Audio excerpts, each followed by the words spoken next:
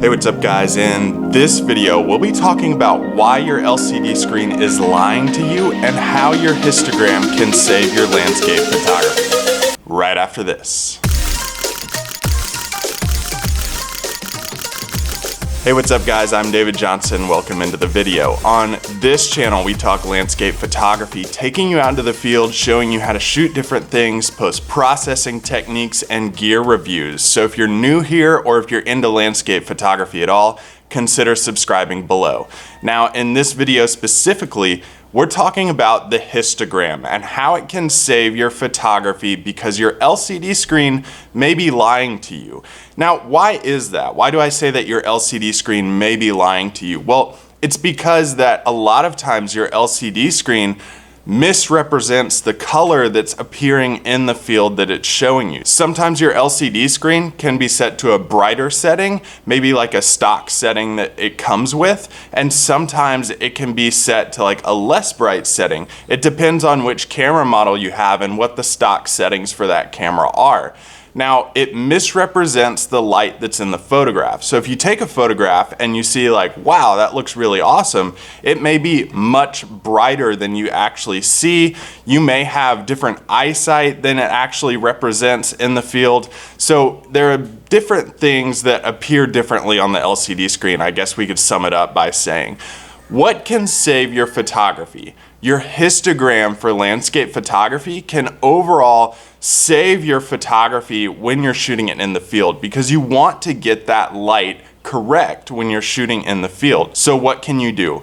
The number one thing you can do to save your photography with the histogram is using the histogram in your live view as you're shooting on your LCD screen. Now first let's get into what is the histogram even. The histogram is basically a graph that represents the color pixels or the gray tone pixels within your photograph. So the graph can either show you that your photograph is a little bit too dark or a little bit too bright or right on the money. Based on your style, you can adjust the histogram to what you want it to be. If you like to shoot a little bit brighter photographs, you can push the histogram to one side, or the darker vice versa.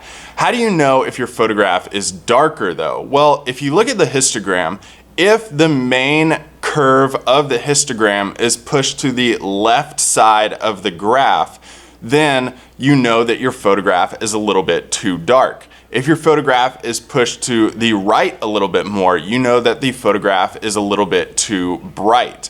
So right side of the graph represents a brighter photograph. Left side of the graph represents a darker photograph. Now, what you don't want to do with your histogram or with your photography is push any of the pixels so that they're touching the either left or right side of the histogram graph. Why is that?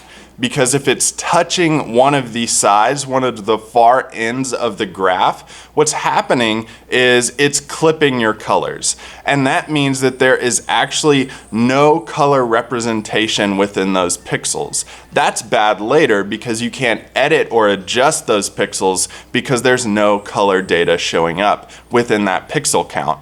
So you don't want to clip anything, but it's okay that if it's pushed to one side more than the other based on your style. So as you view your histogram, what I like to do is have it in live view in my LCD screen in my camera mode. So what you can do on most cameras is have your LCD screen live view pulled up, and you can hit the display button until you see the histogram pop up on your screen. Now what you want to do to get the histogram exactly where you like it, and this will take some work figuring out your photographic style, is adjust your settings so that you either want it darker or brighter based on your photographic style. So you can just adjust your settings to get that histogram right in the field so that you know that your colors and your light is going to be perfect for your photography. Alright guys, thanks for watching this video on the description of using the histogram to perfect your landscape photography and keep your LCD screen from lying to you. If you like this video at all and you found it helpful,